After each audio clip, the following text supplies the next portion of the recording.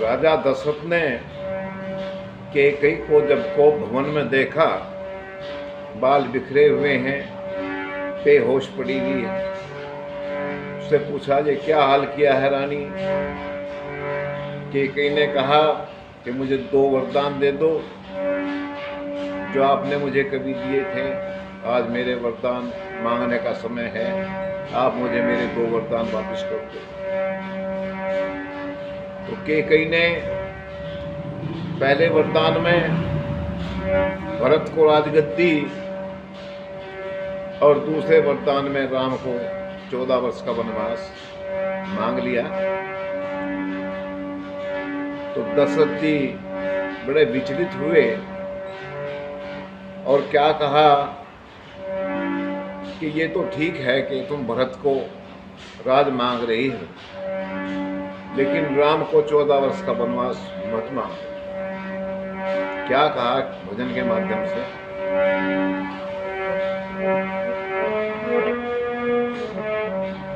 अपने सुत के लिए राज ले लो, राम को घर ही रहने दो रानी। अपने सुत के लिए राज ले लो, राम को घर ही रहने दो रानी। अपने सुत के लिए राज ले लो, राम को घर ही रहने दो रानी। अपने सुत के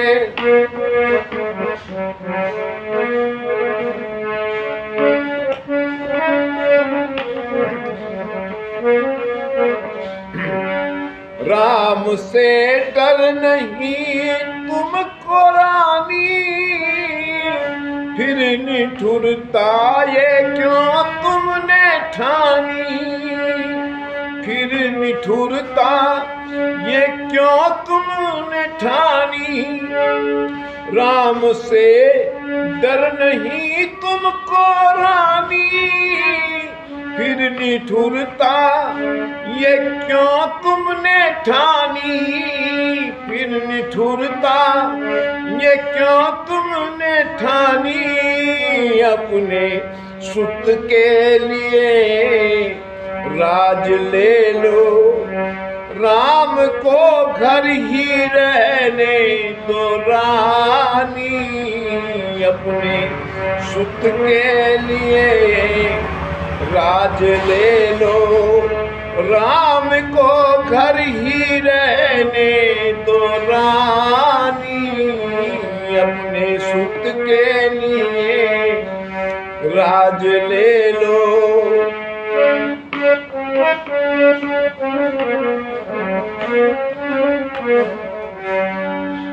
लाल आंखें किए सिंघनी सी, भूप दशरथ ने कैकेयी को देखा। लाल आंखें किए सिंघनी सी, भूप दशरथ ने कैकेयी को देखा।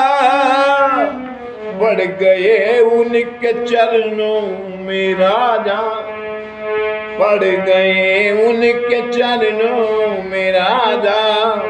बात बिल्कुल न उसने मानी, पड़ गए उनके चरणों में राजा। बात बिल्कुल न उसने मानी। अपने सुत के लिए राज ले लो, राम को घर ही रहने दो रानी। अपने सुत के लिए राज ले लो, राम को घर ही रहने दो रानी। और क्या कहा कि तुमने मेरा प्रण भंग कर दिया, मैंने तो राम को वचन दे दिया था।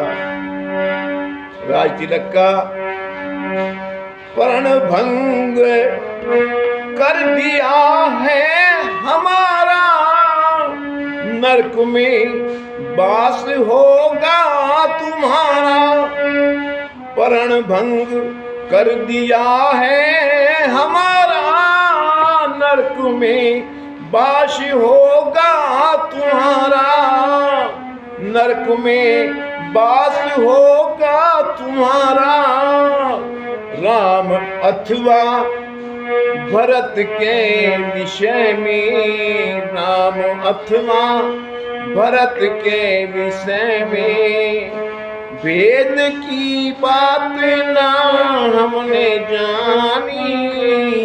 राम अथवा भरत के विषय में, वेद की बात ना हमने जानी।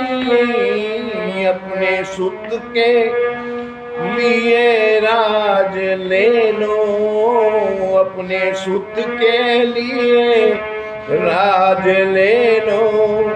राम को घर ही रहने दो रानी, अपने सुत के लिए राज ले लो। राम को घर ही रहने दो रानी, अपने सुख के लिए राज ले लो। राम को घर ही रहने दो रानी,